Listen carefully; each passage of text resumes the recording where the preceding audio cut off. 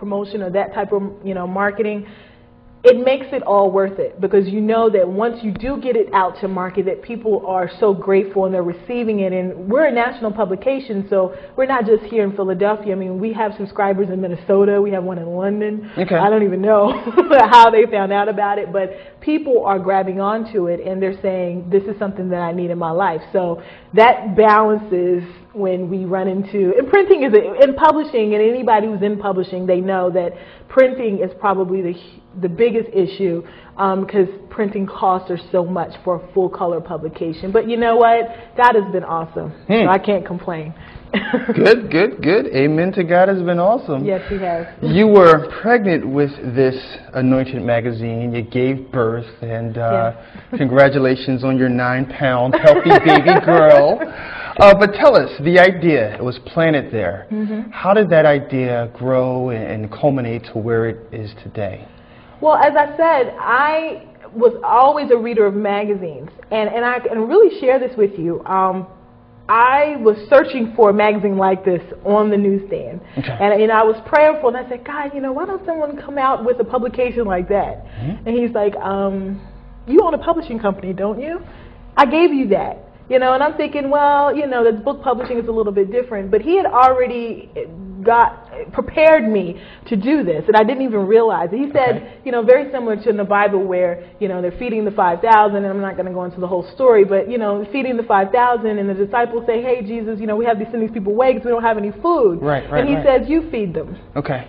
And He says, well, what do we have? We don't have anything. And Jesus says, what do you have? And I literally had only 2 fish and 5 loaves, but the Lord was able to multiply that for me. And so I gave birth to it, and I was able to, and as with any baby, it goes through changes. I mean, the 2-month-old does not even look like the 6-month-old, which doesn't look like the 9-month-old in real terms. So we're growing and we're being shaped and we're being molded into this personality and this identity in the marketplace. And I'm so excited about where we're shaping up to be, because we're starting to look like our Father. Your father? Our Father. The magazine. The magazine, okay. The magazine is starting to look like our Father. Other African-American women who are pregnant with ideas, what advice would you give to them so that that idea can be birthed, that it can be brought forth, and that a beautiful child can come forth? Well, you know what? I think that they have to really see it as a birthing. I mean, so many people have wonderful ideas, but they're fearful. And I struggled with fear for a very long time, so I understand the idea of, I'm not really sure, and you have this voice in your head because of whatever your past has said, you can't do it. Well, who are you to start a magazine like this? Right. And you have to really look past that and really understand the vision that you've been given. Understand that there will be labor pains. Mm-hmm. Understand that there's a birthing process that's going to happen. But as with every birthing process, you have to understand that at the end, there's going to be joy. Okay. At the end, you're going to be grateful for all that you went through to give birth to this thing. And that's how I feel right now. I feel like a proud mama. And again, I'm not the only one. I'm the president of the company, yes, but we have editors, we have writers, we have graphic designers, we have staff that work really hard for little to nothing, and they sow in because they see that this is a good ground to sow.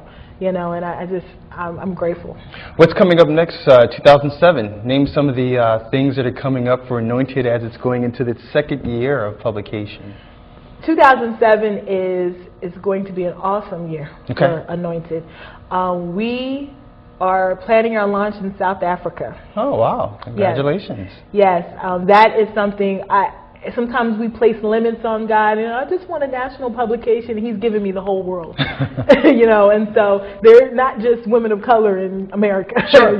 So South Africa has opened their doors to Anointed. We're in the process of negotiating that contract now, and we'll be launching there. So that's a huge thing. All of our events for next year, the anti-violence, which is huge here in Philadelphia, the anti-violence rally and concert that we're going to have, and we want people to know that you can unify, you can be one. You don't have to resort to violence in order to solve your problems, you know. Let's go back to the South African deal. Do you foresee that the topics you cover will be the same as the topics are in the U.S., or will you slightly modify them to fit the needs of the South African women? Now, most likely, some of the topics will be very similar and some of them will change. They have their own set of, there'll be an editorial team there in South Africa who we will send content to, and they will merge their content with ours, with our permission, of course. There are issues like rape even though that's an issue here in America, I mean, women don't go out alone at all in South Africa because rape is a huge issue. HIV is a huge issue.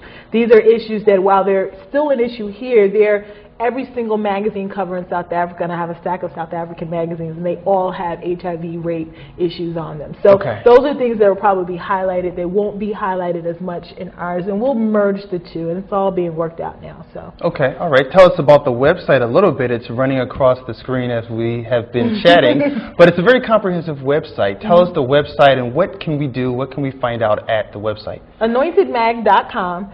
You can actually go and get some snippets of our article. You can subscribe, which is always good. Always good. Always good. You can contact us about advertising. If you're interested in advertising, we have wonderful rates because we are small business. We understand that small businesses should help small businesses. So we have opportunities for forums, so you can actually go in and talk about did you read the article, Can It Save Women Be Sexy, in the January issue? A mini chat room. A mini chat room. Okay. Exactly. Do you think this chat room will be supervised? Yeah, I think God is supervising. Okay, all right. That's good. Can't get any higher than that. And if not, I'll step in and we'll take care of it. Also, some of the literature can also be purchased. You can get the subscription. You can definitely get the subscription. You can definitely you can link back to the ExodusMediaGroup.com. There's two sites: ExodusMediaGroup.com, AnointedMag.com. Exodus Media Group has the full breadth of what we do, publishing-wise. You can order our books: The Gospel According to Sasha Renee, Write the Vision, Dirty Little Secret. You can order those books. You can also subscribe to the magazine as well. And you can also get an idea of some of the consulting and community things that we do as well. Let's talk about Write the Vision. That is the title of the book? Yes. Talk about that book specifically as it relates to writing the vision. It's actually a devotional. Okay. So it's a daily devotional taken from Habakkuk 2 that talks about write the vision and make it plain so that he that reads it may run with it. So it means, you know, there are daily sort of things that I've written from my own life, inspirational types of things, and then there's a little space for you to write your own perceptions, write your own vision. Okay. Related to the topic that I've discussed. And so the devotional may help someone to get a vision for their life. May help them propel themselves towards that vision. Absolutely. Okay, all right. Absolutely. Give us some snippets as to how that's done. How do they write the vision? Because I may be one who has never had a vision for my life. I don't know what I want to do, where I want to go. I don't know why I'm here on this earth. But I pick up, write the vision. Now what? Well, you know, when you read every single entry, what you'll find is that I talk about my own struggles. I talk about some of the things that I feared and some of the things that I dealt with in relationships and just career-wise and choices and my own struggle as to, okay, I've worked in corporate America for 7 or 10 years and I'm making X amount of 5-6 figures, but I'm going to drop everything and start a business. And are you crazy? Why are you doing that? Okay. And how I started from scratch. So what I hope that it will do is that someone who maybe is lacking in purpose and vision will at least help them understand that they're not alone. Okay, because that's key. Some people don't think that, oh, I'm just, you know, a slacker, and you're not. Right. You know, it just means that, you know, God has not, you haven't opened yourself up to what God can do. So you just start to write your own ideas. Well, what do you like to do? You know, what gives you joy? What really gives you joy when you do it? And then begin to go from there. God has already laid on our hearts the things that we desire. Okay. And you just have to sort of weed through all the sediment. It's like the sediment rock, you know, Sure. And our life is layer and layer of stuff, and you have to dig down underneath all that stuff and really get to the core of what you're here for. Okay. You know, and once you do the digging, if you're willing to do the digging, you can get to your purpose and destiny. Okay, all right. You also mentioned a few other books that are on the website. The Gospel of... The Gospel According to Sasha Renee. Who is Sasha Renee? A fictional character. A fictional character who is a mess. Okay. Sasha is a mess. But my goal in writing is that I never want to create characters who are so holy and saved and sitting on the pew and, you know, where people really sometimes can't identify. You know, nobody's perfect. So what I wanted to do was to create a character that is struggling with her spirituality and walk you through how she comes to herself, you know, and how she comes to who she is. And so ultimately, that's what you do with Sasha. You take a journey, and she takes you on a journey. And some of the consequences are not so great for her actions, but you learn from her. And it's so many people, that book has done very well, and so many people have said, oh my God, you know, so it's been great. So tell us once again where and how we can get Anointed Magazine. Anointed Magazine can be found, first of all, on the website, anointedmag.com or exodusmediagroup.com. It can also be found at the local bookstore, CLC Bookstore, Chestnut Hill, CLC Center City, and nationally in Atlanta, Baltimore, D.C., Chicago, Dallas, if you're ever in those areas. Okay. This is the magazine, the Anointed Magazine, the publisher, the owner, the founder. We've been speaking with Tracy Michelle Lewis. I'm your host, Mike Pleasant. Thank you for joining us for this edition of Pleasant Perspectives. And as always, let you be the change that you want to see in your world. Thanks for joining us.